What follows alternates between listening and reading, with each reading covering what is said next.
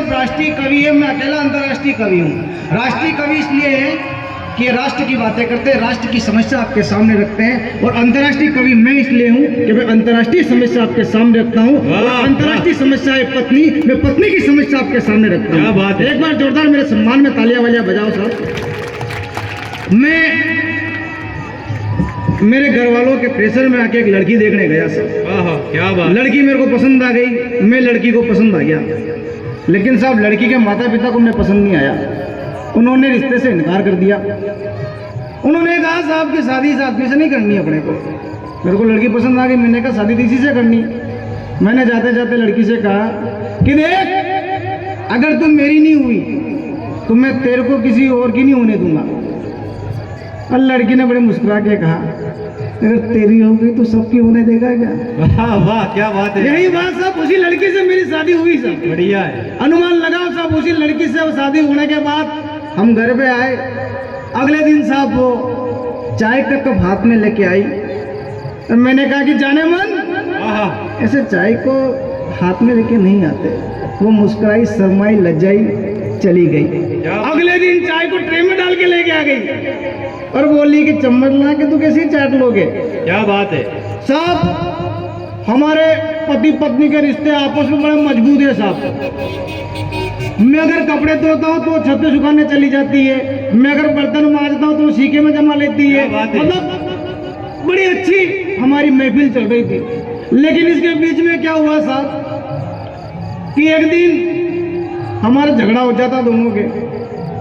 झगड़ा कैसे हुआ साहब कि उसने कहा कि यार मुझे कहीं अच्छी जगह घुमाने ले जाओ, तो मैं उसे अपनी माँ के पास लेके चला गया, तो हमारे झगड़े हो जाते हैं। एक दिन उसने कहा कि मुझे किसी महंगी जगह लेके जाओ, तो मैं उसे पेट्रोल पंप पर लेके चला गया, तो हमारे बीच में झगड़ा हो गया। एक दिन ऐसे ही मेरी पत्नी ने कहा बाजार में जाते हुए कि मेरे गले के लिए कुछ दिलाओ, तो मैंने उसको स्टेप्सिल दिला दी, तो हमारे झगड़ा हो जाता है। बढ़िया है। ऐसे ही साहब मैं मेरी पत्नी से बड़ा प्यार करता हूँ, मेरे प्यार को किसी की नजर लग गई साहब। मैं मेरी सगी पत्नी को बड़ा प्यार करता हूँ, मेरे प्यार को किसी की नजर लगी साहब। नजर लगी तो थाने में पहुंच गई और पुलिस को मेरी शिकायत कर दी कि मेरा ये पति मेरे से बहुत प्यार करते हैं, मैं इस प्यार से तंग आ गई साहब। और वहां से पुलिस उठा के लाई, मेरे को थाने में डाल दिया, 5 साल की सजा हो गई साहब। आखिर मेरी पत्नी थी, सगी थी वो भी, उसको मेरे पे तरस आया और वो थाने में मिलने में से आ गई। अरे मैंने कहा कि जाने मन टेंशन ना ले, मैं भी 2-4 दिन में बाहर आ जाऊंगा। और मैंने उसके कान में कुछ कहा, वो जाके जेलर साहब के पास पहुंच गई कि जेलर साहब आपको शर्म आनी चाहिए, मेरे मासूम पति से काम कराते हो।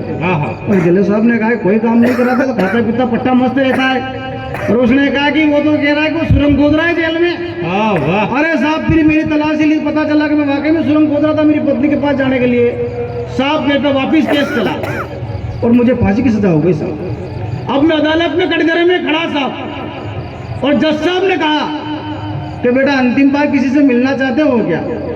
मैंने कहा जज साहब अगर आपकी इच्छा हो और आपकी इजाजत हो तो मैं मेरी सगी पत्नी से मिलना चाहता हूँ। क्या बात है। अरे जज साहब ने कहा कि बेवकूफ आदमी, तेरे माँ बाप ने इतना बड़ा किया, तुझे इस लायक बनाया, और तू इस पत्नी के चक्कर में फांसी की सजा मिल रही, तेरे को भी पत्नी से मिलना चाहता है। अरे मैंने कहा जेलर साहब, जज साहब और ये पुलिस वाले तमाम सुनो, मैंने कहा फांसी होते ही अगला जन्म मिलेगा, जन्म मिलते ही माँ बाप मिल जाएंगे, लेकिन पत्नी के लिए तो 30-35 साल इंतजार करना पड़ेगा, पढ़ना पड़ेगा, लिखना पड़ेगा, डिग्री लानी पड़ेगी। पता नहीं फिर ये मासूम पत्नी मिली या नहीं मिली। इसलिए मैं पत्नी से मिलना चाहता हूँ साहब। और सच कहता हूँ, पत्नियां बड़ी प्यारी होती है। इंसान को अपने बच्चे प्यारे लगते हैं, लेकिन पत्नियां दूसरे की प्यारी लगती है। मैं यहीं से अपनी बात रखता हूँ। एक बार जोरदार अगर मेरी बात समझ में आ गई है तो दोनों हाथ ऊपर करके तालियां बजाओ, पीछे तक समझ में आ रही है? स्वागत है। हाँ, ये तालियां वही बजा रहे थे उनको दूसरी लुगाइयां प्यारी लगती है। हाँ देखो, ऐसा देखो साहब।